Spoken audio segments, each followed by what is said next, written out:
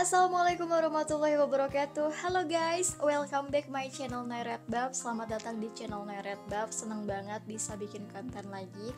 Jangan lupa biar aku semangat terus untuk komen, like, or subscribe, biar aku semangat terus untuk bikin dan bahas konten selanjutnya.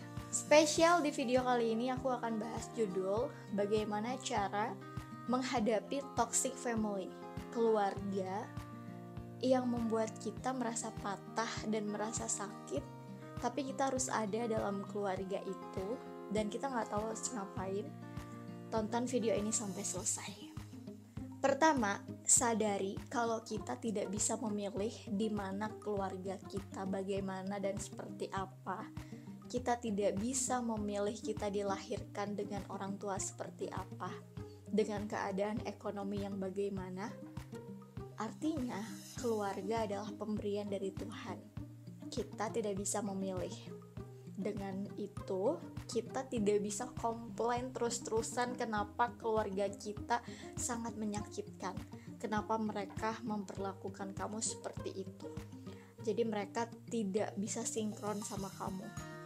Yakini kalau apa yang kamu dapat itu yang terbaik dari Tuhan. Kita tidak bisa komplain, tidak bisa minta diganti. Kayak Allah, aku pengen ganti dong keluarga aku bisa gak sih ganti orang tua?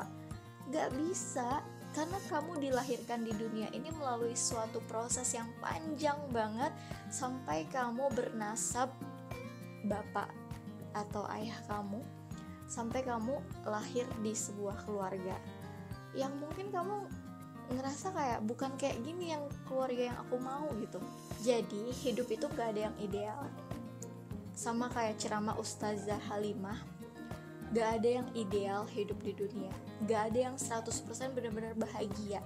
Yang kamu lihat di sosmed atau cerita-cerita artis, selebgram, itu hanya berapa persen yang dia tunjukkan kepada orang momen-momen bahagianya aja.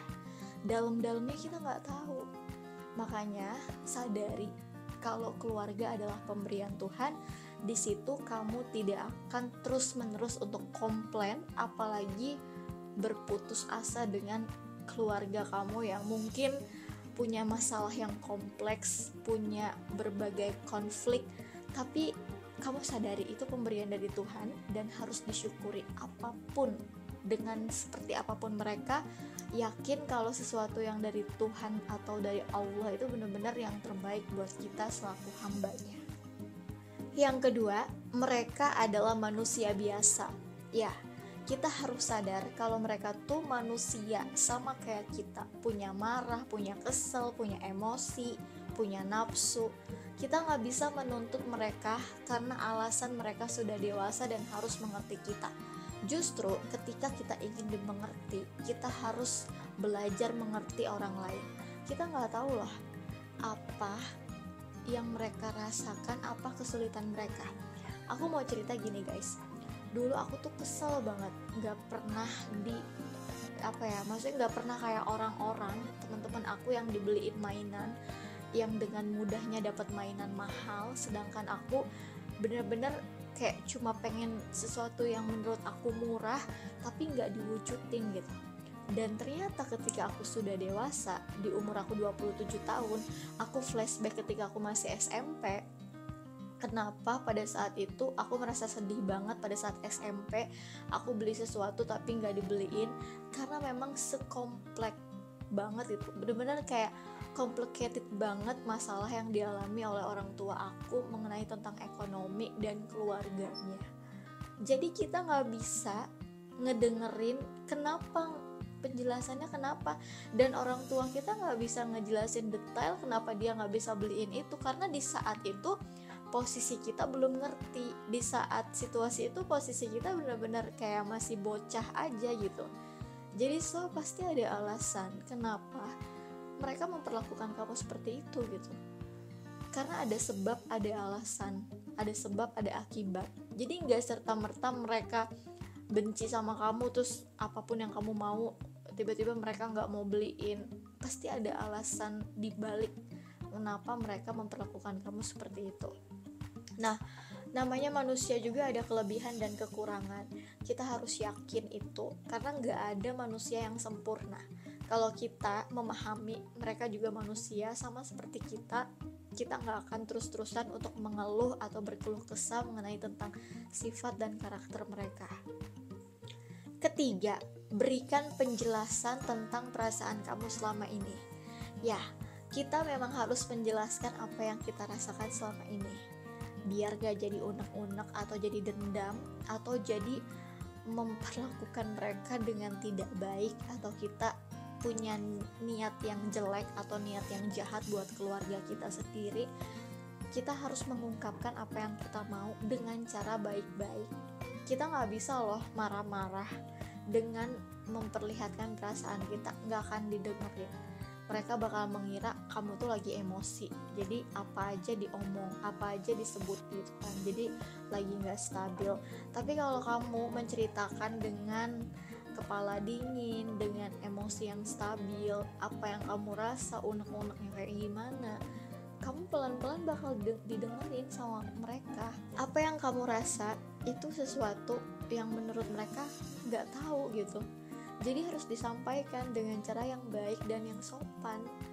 Gimanapun mereka adalah orang tua, orang yang lebih tua dari kita, orang yang pernah mengalami pengalaman lebih dulu daripada kita. Jadi kita harus mengontrol emosi kita dan juga menjaga sopan santun kita. Keempat, pahami mereka dan jangan paksa merubah mereka. Tugas kita sebagai anak atau sebagai orang yang lebih muda dari mereka, memahami karakter dan sifat mereka. Jangan memaksa mereka untuk berubah. Kita bukan kapasitasnya untuk merubah seseorang. Masih ada Allah Subhanahu wa Ta'ala yang memberikan hidayah dan merubah sifat dan karakternya. Memang ada beberapa yang gak cocok ya.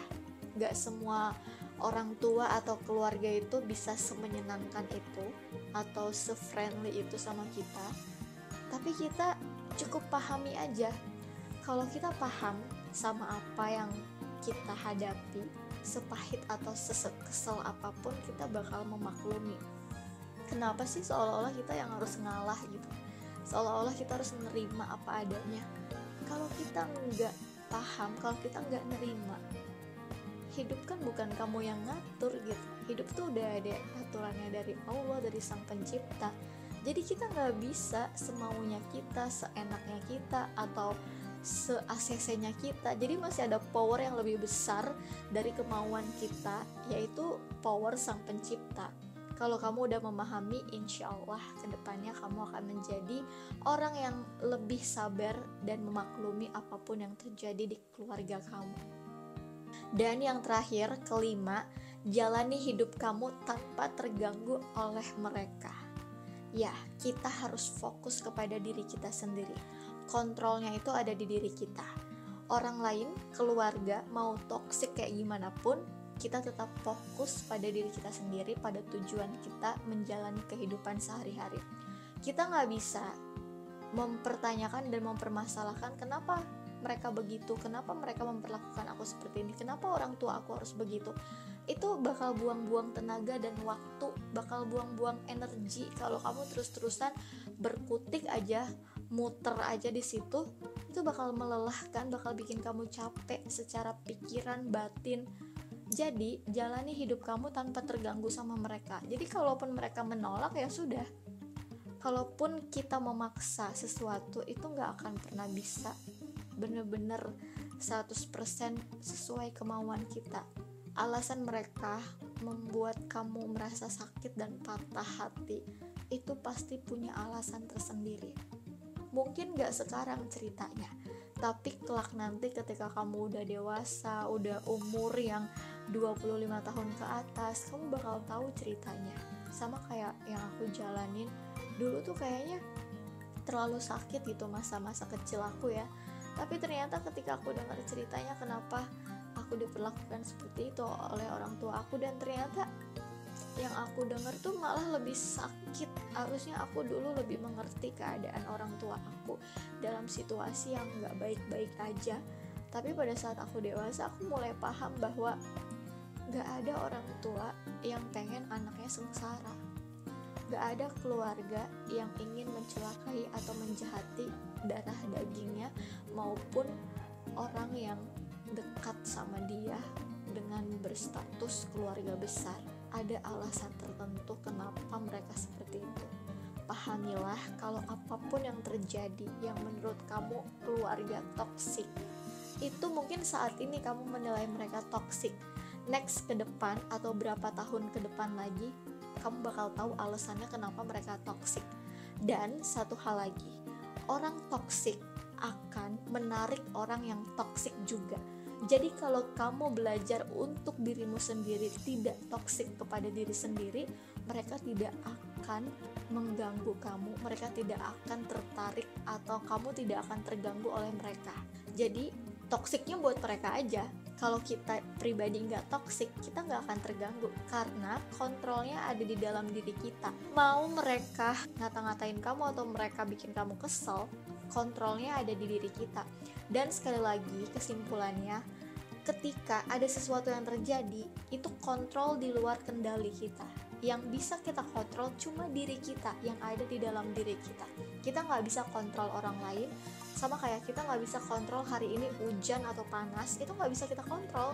Sama kayak manusia atau keluarga terdekat kita nggak bisa kontrol mulutnya dia, kita nggak bisa kontrol sikapnya dia sama kita.